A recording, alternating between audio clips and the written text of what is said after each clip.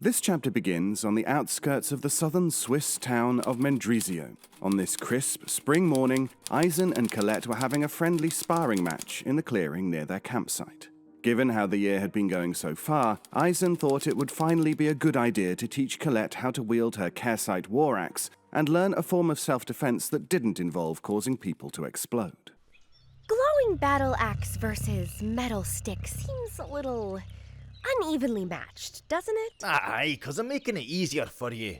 Oh, hold on. You were in the engineers division. Were you ever in active combat? Ow! I don't know, why don't you tell me, princess? That was unsportsmanlike. Bastard. You're just lucky that my leg's still fucked, because I'd be able to spin kick you otherwise, right on your head. I somehow don't believe that. No, here, I'm serious, by the way. When I was in basic training, I once kicked a cigarette out of my sergeant's mouth. Was he lying on the ground? Ow! Now hit me back. Come on, go on. You can do it. I'm scared. I'll just slice your arm off. Well, see if you can turn it off and just use the handle. It's not like the weight will be any different since the blade's made of light. Can I... Oh, I guess I can. Oh, that's fucking brilliant. Now hit me with it. Haha, not a chance. That's not fair. You shouldn't have blocked. And why not? Look, you want to learn how to use this thing, right? Yeah. Well, when you're fighting Ariadne or the police or a Mantelope or any of the 1,000 other people who want you dead, they're not gonna go easy on you, are they? So try again. Ew! Ugh. Close, but no cigar. Oh, come on, sweetheart. You can do better than that. Come on, pick it up. Why can't Telesphore do this with me? He's the one who actually knows how this technology works. Aye, but you fight better when you're angry, and he can't make you angry like I can. Come on, put your back into it. Ah, that's it. If you say so. Oh, yes, that's the way. Hold on. The blade's come back on. Did you mean to do that? Oh, watch the hair, man. Oh, fuck me, alright, time out.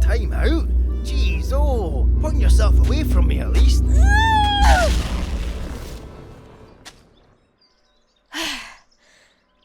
Sorry, that was too angry, wasn't it? For when you're in an actual fight, not at all. Nicely done, though. We might want to try a little more finesse next time. Do you ken what I mean? Sure, I'll try. Your walking stick. Ah, nae bother. See? Good as new.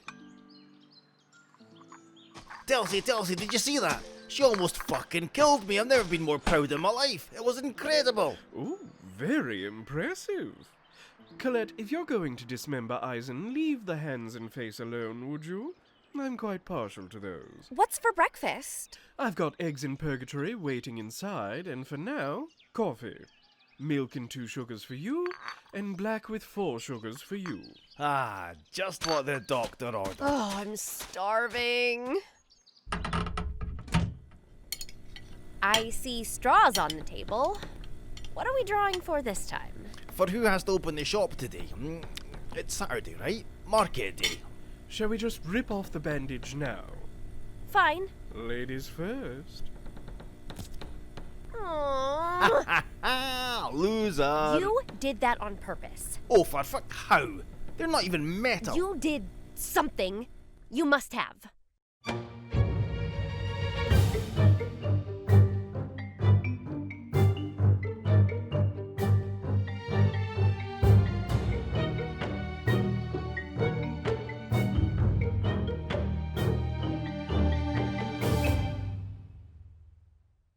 Needless to say, Colette was not a fan of keeping shop alone. Her previous employer had kept her relegated to the back of the tailor shop, away from the public eye. According to Champignon residents, the few times she was seen by customers, it was in fleeting glimpses of her leaving the shop after closing, or scurrying to the back room with a bolt of fabric hiding her face. Even after a year with Aya and Winterlich, her customer service skills had improved only slightly. All right, here we go. Winter boots, 60 marks a pair, which in Swiss francs is 15? I think it's 15. I wrote this down somewhere. I must have. Dried lentils, 250. And if they say catch of the day, go get Telesphore because that's code for guns. Absinthe, 27 marks, which is divided by 3.5. 7 francs and 70 centimes. Sorry, just wanted to help. Nice sunglasses. Hey, we match. Thank you. We're not open yet. Oh, you work here? Yeah, but we're not open. You're not? Damn, sorry. See, I work for this household uptown. I do most of the shopping, and the mistress likes me to get it all out of the way before 10. Oh, in that case, I guess I can let you look around. Thank you so much. That's a big help. I love your suit, by the way. Is that from last year's Parisian Elegance Fall-Winter catalog? Oh, I don't know. I got it secondhand. I thought it was just the two fellas. Nope. I'm also here. Oh, these are great. Miss, Hi. how long are you going to be around? Until the 28th, I think. Okay, good. Because I think my son would love these boots, but, obviously I'm on the clock. Can't buy these with my boss's money, right? No, I guess you can't. Do you have a hold system? Like, could I reserve these so I can come when I'm off work and pick them up? Let me check. Colette had, among her personal effects, a small notebook where she recorded various company policies, as well as a few pleasant conversation starters to diffuse uncomfortable silences. Yes, if you just give me your name, I can put these aside and you can come back for them tomorrow. It's Jennifer. Jennifer, got it. All right. I'll just head off then. Yeah! See you later.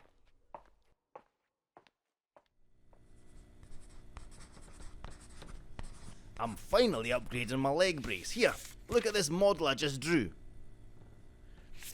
Looks a bit cumbersome for everyday wear, don't you think? It's a small price to pay for getting full mobility back.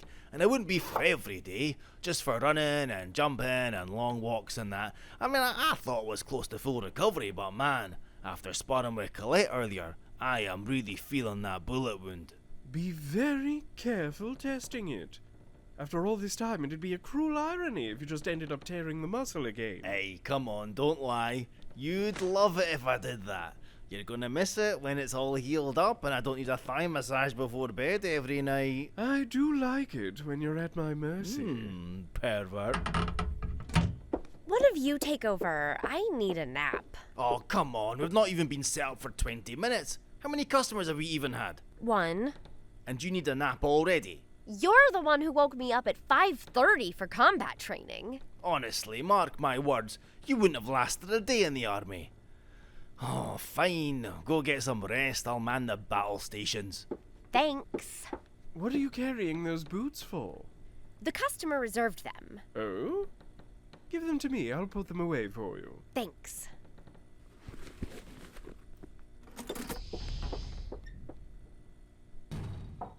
Hey, you open? Aye, would it kill you to give us a minute, you fucking prick? I should probably go out there with you. While the men kept shop, Colette prepared herself for a well-earned rest. After changing into a loose-fitting tea gown, she considered relaxing with some fine literature. A mentalist's sinful confession or the nun tickler? But after only a few pages, she started to feel a headache and a wave of nausea coming on. Oh. All right. Taking that as a sign from God that I need to stop. She set an alarm for 2 hours later, took a shot of wizard oil, and settled in for a nap. However, she would not sleep for the full 2 hours.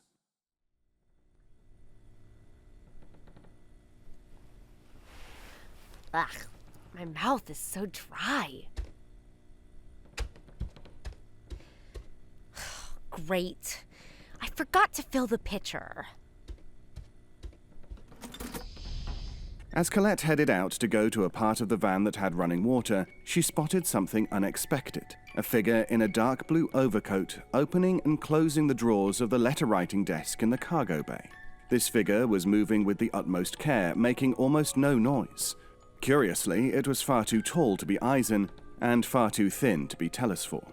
Naturally, this was a distressing sight, and Colette was understandably worried, but through the fog of post-nap disorientation, the only reaction that she could muster was to say, Hey, that's not for sale. Oh, I'll see myself out. Thanks. Wait, Jennifer? Damn. I was hoping you wouldn't recognize me.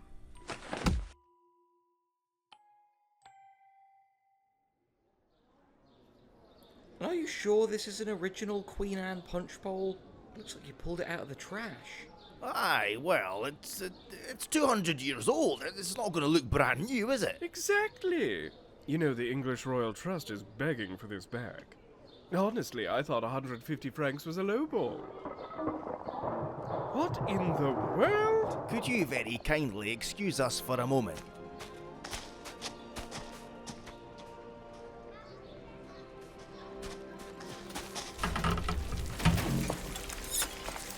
Oh, you fucker!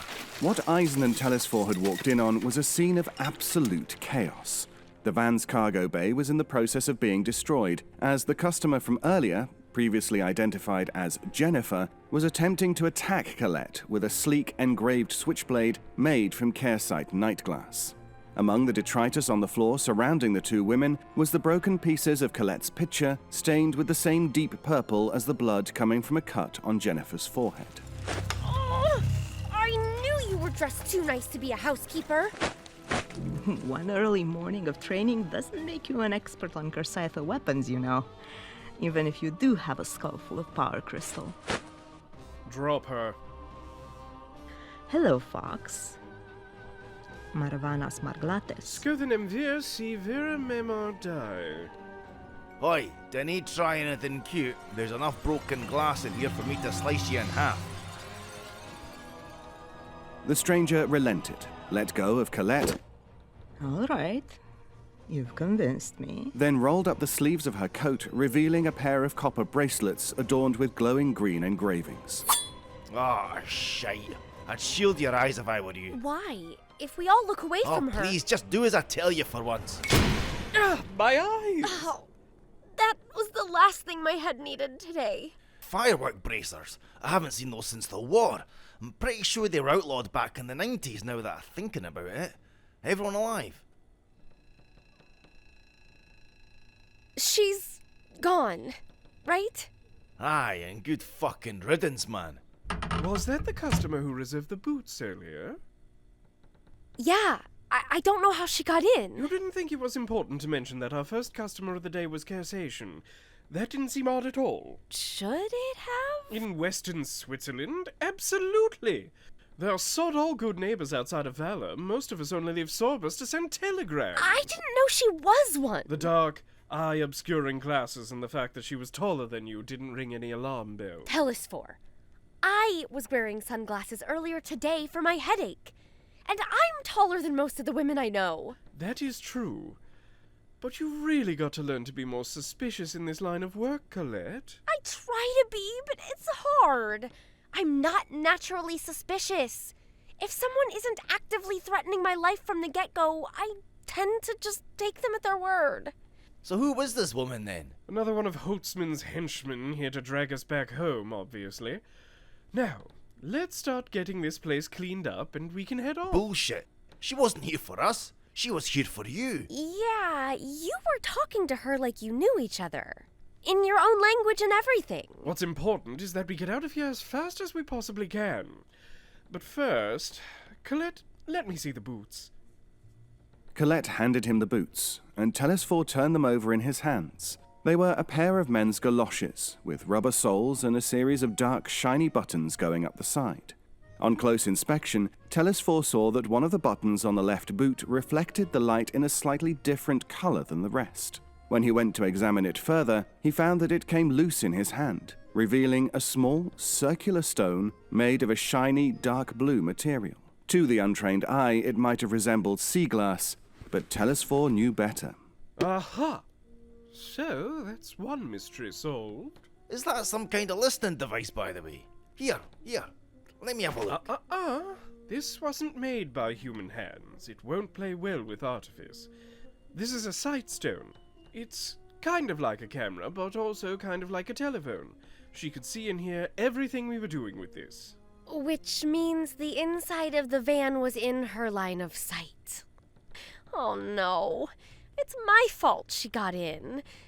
Are you mad at me? I would be mad at me. Of course I am. But I suppose there's really no way you could have known. Where are you going now? To dispose of it. It won't do us any good if we leave, but she can still show up wherever we go. Get started on the cleaning without me.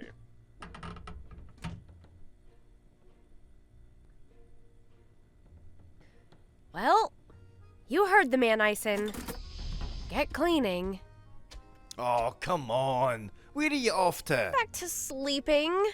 Telesphore walked away from the van, as far as he could be from prying ears. Raven, I know you wouldn't have been so obvious about where you put the sightstone unless you wanted me to find it. Well, I've found it. So what do you want? Hello, Fox. Did you check your desk? You mean the pile of splinters that I used to write letters on? There was hardly anything left of it, so no. That was oak, by the way, you monster. Oh, your fancy desk. Oh, no. Stop that. Be normal for once. You took the papers, didn't you? There we go. Yes, I did. President Holtzman has men asking every Cursithian and every ex-palace employee he can find, trying to get information on you. I think he'd be very interested to have papers with some of your favorite aliases on them. And he'd be even more interested to see how many of them match the names of people who have worked service jobs in various levels of Valorian government over the past 150 years. He's willing to pay for information like that, though not as much as I'd like. Of course, I am acting in the interests of national security, but the girl's gotta eat, right? If I could get a better price, maybe I would reconsider. How much? 500. Oh, well, that's honestly not as much as In francs. I see. Well, that's going to be impossible. Will you accept a check? Cash only. I've got reservations on a ship bound for Brazil. I don't have time to go to the bank. Then I'm sorry to tell you, it's no deal. Holtzman already wants me dead. It hardly matters what specific crime I'm being hanged for. When he finds out, your friends find out. And after all the effort you've put into keeping certain things from them, it would be such a shame. Especially for Ire. He was a favorite. So how do you think he'll take it when he finds out who you really used to work for? Give me a few hours. Meet me at the church bell tower at 5:30. I'll get you the money. Good boy. I knew you'd see sense. We'll see. Do I have your word? You do. Thank you in advance for arriving on time. Thank you for getting in touch. The phrasing of this agreement may seem strange to our human sensibilities. Keep in mind, dear listeners, that in the Kersite language, the closest equivalent phrase to thank you, iomez, carries an unspoken agreement that the parties involved are now indebted to each other. Don't do anything unwise, all right? We'll see.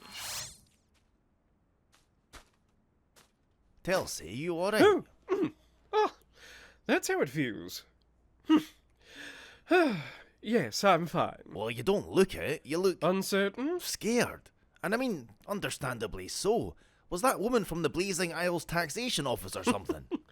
Something like that. I will explain everything when I get back. I promise. How long are you going to be gone for? As long as it takes. Well, come back in one piece, alright? Naturally.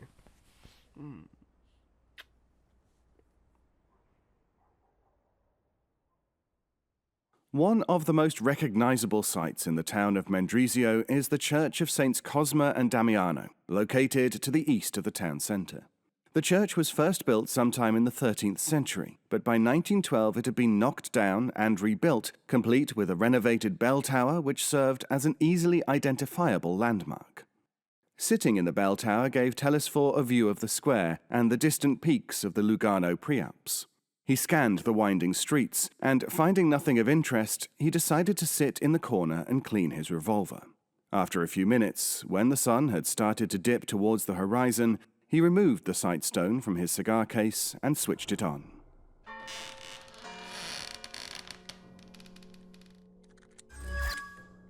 How far away are you?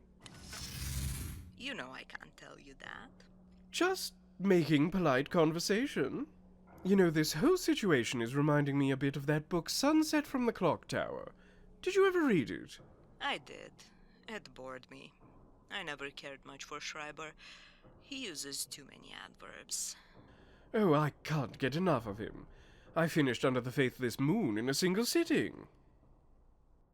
So, I assume you've been extorting Shrike as well? If this doesn't pan out with you, maybe I should. Have you spoken to him recently? Last spring, as a matter of fact. He's got a wife and a husband. Any kids? A ward. His wife's niece. Shrike's gone soft. What about you? Did you ever find anyone? I like to keep my options open. Ah, so it didn't pan out with that solicitor you were seeing then? Peter? No. We didn't have enough in common. Annette didn't stick around either. You seem happy with your human lovers, though. Love her. Singular. You know I'm not interested in women. Still? Still. I should have remembered after our weekend in Celophies back in 25. God, remember that? I'm not the one getting married. But he might be. Oh. That's why you all used to call me Fox, isn't it? I think it was more because of your red hair. Ah, that makes more sense. I am happy, though, and I'll do a lot to protect that happiness. Sounds like wasted effort to me. Short, pointless people with short, pointless lives. They have their charms. So, why now? Because something big is coming, and I need to get off the continent as soon as possible. If you're smart, you will too. War talk again. The situation with Italy and the Turks seems to have everyone spooked. I'm not talking about petty territorial disputes, Winterlich. It's bigger than that. What do you mean? Someone's opening up the doors back home. Really? This is the first I'm hearing about it. Then you're talking to the wrong people. The government has been cracking down hard on portal conjurers lately. Someone out there is trying to open passage back home, and it's got everyone in Crystal Castle freaking out. They're saying it might be a foreign government. So you do know then? Just an educated guess. Are you still there? Yes. Sorry to keep you waiting for so long. I wanted to be sure I could trust you. I'm sorry to have to prove you wrong. Damn it. Givre scale corset? Naturally. Still too sentimental for headshots, I see. As she started to roll her sleeves up, Telesphore cursed himself for not thinking to bring sunglasses. He instinctively squeezed his eyes shut, anticipating another bright flash from Raven's bracelets. Ha. Made you flinch. Before Telesphore had time to react, Raven had drawn a dagger, the handle of which contained a bubble of liquid which visibly shifted as she drove it into Telesphore's side. Smell that? That's Mage's ruin. In the next couple of minutes, your cells will start to shut down. In 6 hours, the poison will reach your heart and you will die. Poison dagger is a little gauche for your taste, isn't it? I work with what I can. It's not like I could ever convince you to eat something I cooked. You're too much of a snob. So, what now? I'll phrase this in a language you understand. Commerce. 500 francs in exchange for the antidote. I don't care how you get it. Just call on me anytime when you're ready to do business. Thank you in advance for the financial help. Meanwhile, Eisen and Colette had closed shop for the day in order to fully focus their efforts on repairing the damage done to the inside of the van. Though Colette had originally intended to sleep and let Eisen do most of the work, eventually her guilt got the better of her.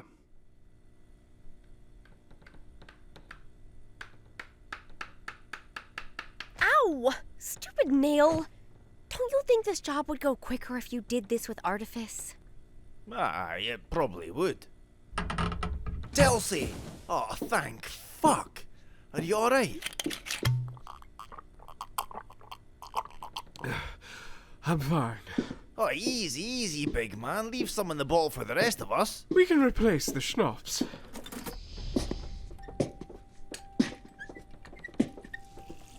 It got ugly with what's her name, didn't it? She caught me off guard. It won't happen again. You still haven't told us who she is. Whoa. You're bleeding a lot. I'm aware. Mind that you don't touch any of it with your bare skin. Should I get the whalebone needle back out? Not yet.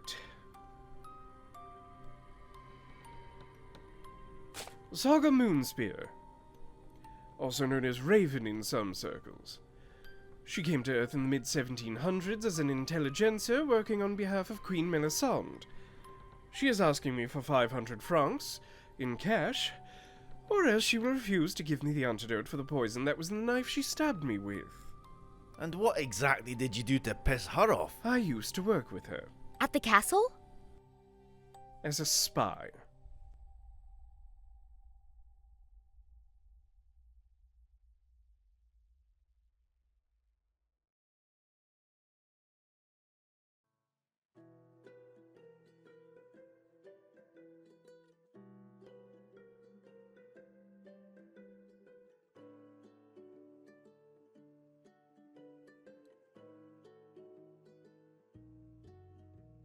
The Kingmaker Histories is a production of We Are Not Alive. This episode was written and audio engineered by Meg Molloy Tuten, with Foley design by Jam Wright and executive production by Henry Galley and Ashley Craft. Our theme was written and performed by Professor Shy Guy. A full list of other music used can be found in the show notes, as can our social media links. This episode featured, in order of appearance, David Ault as the historian, Blythe Renay as Colette, Taqi Nazeer as Eisen, Josh Rubino as Telesphore, and Ioana Adascalitei as Saga, with additional voices by Henry Galley. If you'd like to support the show, go to patreon.com/KingmakerCast. Thanks for listening, and we'll see you in 2 weeks.